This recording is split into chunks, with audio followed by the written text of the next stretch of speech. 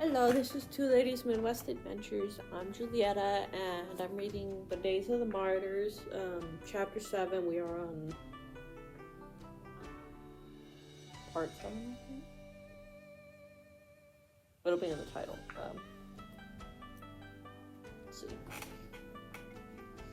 Cecilia lived on as a widow, still hosting services in her home. Cecilia lived... Oh, wait. Reading what I'm saying, though. It was only a matter of time until she was denounced. She too was denounced as a Christian. When they called upon her to deny her faith, she declared, "We will never deny the most blessed name that we know. We cannot. That is impossible. Rather than living in misery by rejecting our Lord, we prefer to die to achieve supreme liberty. This truth, which we proclaim, is torturing you. You who are toiling so hard to make us alive." She turned to the image to which she was asked to sacrifice and jeered, "Are these gods that you worship, are they blocks of wood and pieces of stone?" The perfect sentence Cecilia had to be scalded to death in her own home. For anybody who's listening and doesn't know what scald is, I'm pretty sure it means boiling. She was boiled to death. His police locked her in her bathroom, and heated it as hot as they could. After 24 hours, Cecilia was still alive, probably because the bathroom could not be heated to lethal instantly.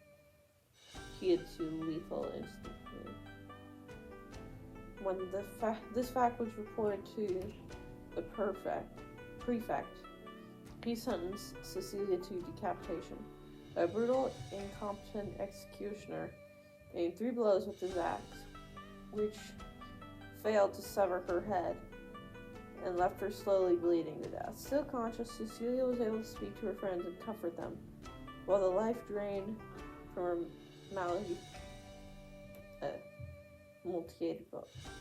What are these words? Mutilated body.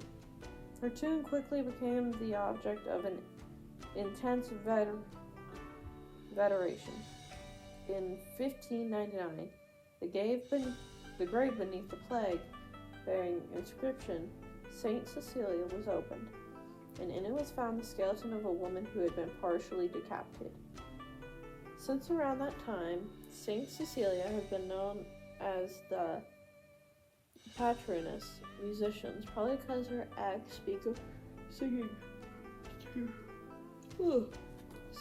to God at her wedding.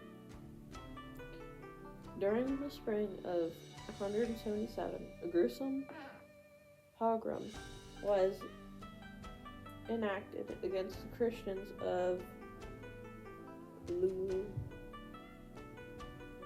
Lugdunum in Gaul, now Lyon, France. Native people were probably suspicious of the Christians not only because of their religion, but also because of most of them were foreigners. Recent immigrants from Asia Minor. In May, a mob of heathens ran amok in the Christians' neighborhood, looting, firing, smashing, and dragging suspected Christians from their houses to kick, pummel, and stone. The Roman magistrates took action against the aggressors, but against their victims, moving them from the streets. They lay bruised, bleeding to the jail cell. Then a decision was made to imprison all the Christians who lived throughout the region. And so, during the next 24 hours, authorities imprisoned dozens of Christians from Lyon and notably the town of Vinny. The names of 48 believers have been recorded, but there was probably many more of those names have been forgotten.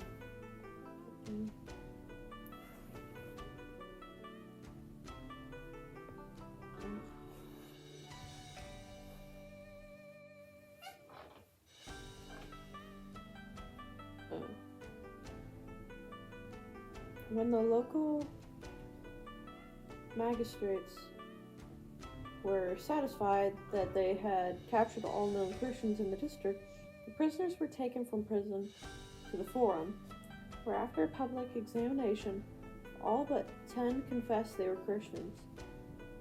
All prisoners, including those who had protested their innocence, were remanded to the prison to await arrival of governor of Narbosus. When the governor arrived and began the trials at the public forum, a prominent attorney by the name of Vetus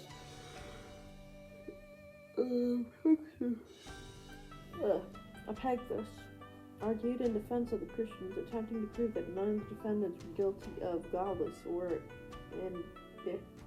irreverent behavior. But he was shouted down by the pagans. The governor asked Vetus if he were a Christian. When he answered in the affirmative, he was arrested too. So all pagans who were servants of the family in which the church met in Lyon and were called as witnesses, under torture they had agreed to charge the Christians with incest and cannibalism, and, in other words, in the words of the author of the letter, which was later circulated to describe the catastrophic things we ought never to speak out or even believe that such things ever happened among human beings. Pagans hearing the testimony went wild with Pandemonium and visceral rage. The governor selected 4 prisoners to torture in hopes of extracting damning confessions. One was Sanctus, a decon from Vinia. The second was Martyrs, a recent convert. The third, Attalus, was a native Pergamian in Asia Minor who only recently moved to Lyon. And the fourth was a little slave girl named Blandian, who seemed so weak and frail that her mistress feared that she would quickly break down. None of the 4, however, broke down. The torturers first directed their attention to little Blandia. After subjecting the girl to a gruesome assortment of public tortures from morning to night, failed to break her resolution to confess to her lord. Sanctus refused to tell his name, race, birthplace, or even whether he was slave or free. To everyone's question, he replied, "I'm a Christian." To make him talk, the delight of half-barbarous crowd, governor directed that he be stripped naked and a red-hot copper plates be pressed against the emanate body parts of his body. Even when the stinking smoke of his burning flesh waffled gruesomely throughout the forum, Sanctus refused to yield. "I'm Christian," he repeated. Attalus and Martyrs likewise refused to deny Christ.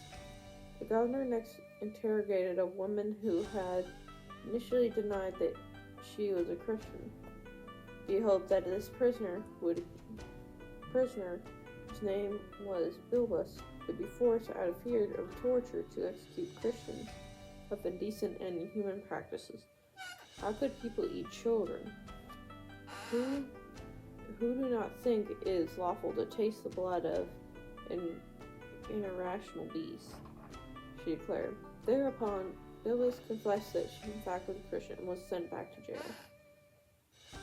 In the filthy, teeming, pitch-black dungeon, the Christians languished, packed together without food, light, or fresh air. Constantly, the guards would select one of their numbers to torture in hopes of extracting a renunciation of Christ. Although dozens of prisoners began to die of starvation or torture, none renounced their faith.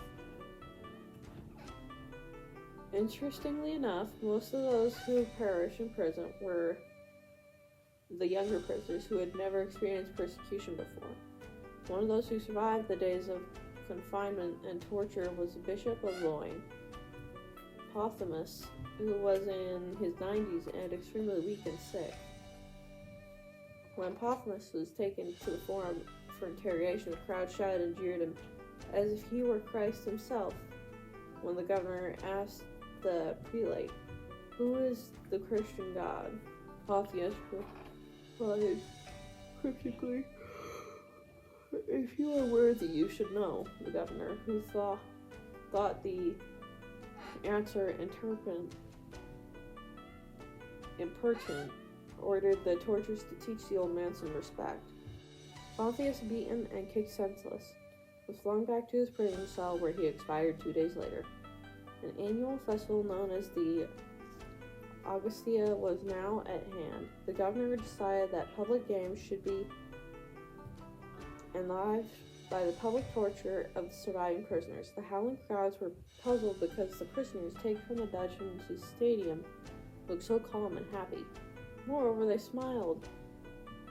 An exquisite aroma emanating from the prisoners, a fragrance sometimes called the odor of sanctity.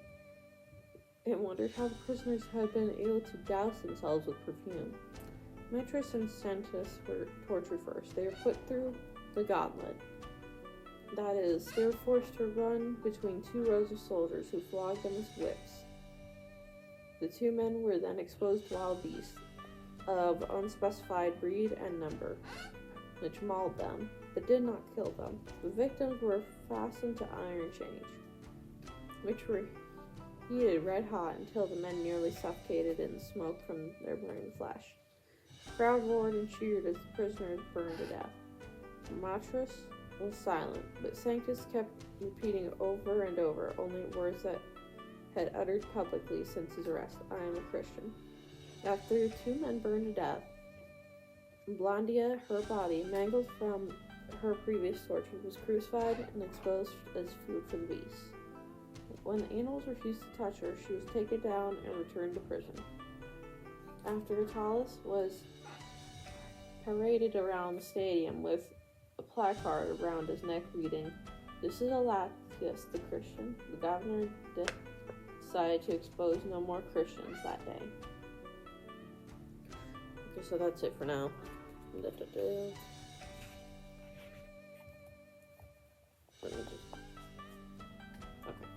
so that's it. I can't remember what to say. Jenny, help me! Get to 1,000 subscribers to start beekeeping.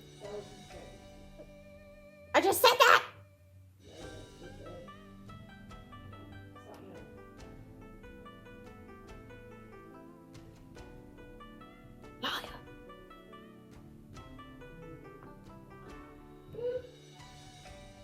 Like and subscribe so we can get to 1,000 subscribers so we can start beekeeping.